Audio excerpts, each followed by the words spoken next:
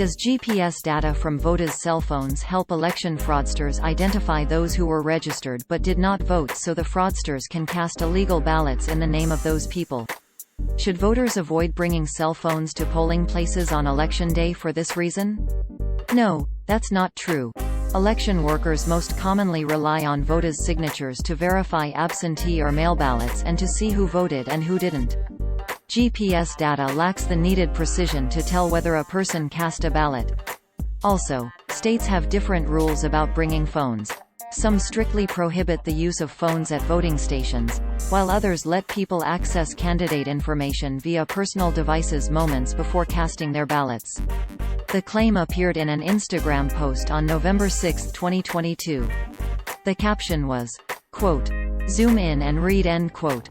Here is what it looked like at the time of writing. Source: Instagram screenshot taken on Monday, November 7, 16 hours 33 minutes and 2 seconds 2022 UTC. The post screenshot contained the purported rationale for leaving phones home on election day. Quote, "On election day, if voters bring their phones into a polling place and based on geolocation from cell towers, they contribute to an accurate, real-time and rolling headcount that reflects the voting returns. It further permits them to begin reconciling fraudulent paper ballots in the backdrop as the election is unfolding." End quote. However, according to the National Conference of State Legislatures, election workers do not use online surveillance to determine who voted and who did not. Quote, "The most common method to verify that absentee, mail ballots come from the intended voter is to conduct signature verification. When voters return an absentee, mail ballot, they must sign an affidavit on the ballot envelope.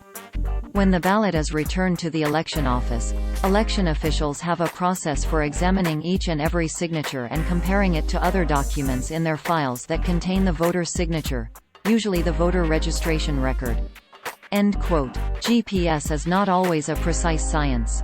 Under the open sky, its accuracy typically varies from 16 feet to, for some high-end users, several inches. Government data suggests that buildings, bridges and trees may interfere with it. One reason for that is satellite signal blockage. Another is that the signal starts to reflect from surrounding surfaces multiple times, worsening accuracy. A high concentration of mobile devices or incorrectly drawn maps may add to this also.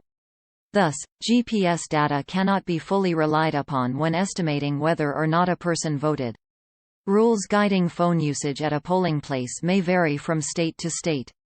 For example, Texas bans cell phones at polling places and within a 100-foot radius around them. North Carolina prohibits taking pictures of marked ballots but allows the use of devices to access candidate information. In 2016, Hawaii allowed its residents to share images of voted ballots via social media. The claim about GPS data misuse is not new. In 2021, the Texas-based conservative group True the Vote said that almost 300 cell phones were spotted many times within close proximity from an absentee drop box in Georgia. However, the Georgia Bureau of Investigation concluded that the cell phone data lacked evidence to prove manipulations with ballots. Georgia Public Broadcasting cited then GBI Director Vic Reynolds, quote, "As it exists, the data, while curious, does not rise to the level of probable cause that a crime has been committed." End quote. The claim resurfaced again in May 2022, in a movie called 2000 Mules, that claimed that 2,000 people were paid to pick up other persons' ballots and bring them to drop boxes during the 2020 presidential election. While some states, such as Rhode Island, do not explicitly prohibit returning a ballot on behalf of a voter, in many places, this practice is illegal. The movie used GPS data to support the claim.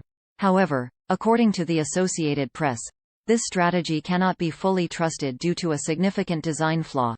Given the fact that polling stations are often situated in busy areas, it is nearly impossible to distinguish voters from other people who pass by drop boxes, such as election workers or taxi drivers. Other lead stories fact checks about U.S. elections can be found here.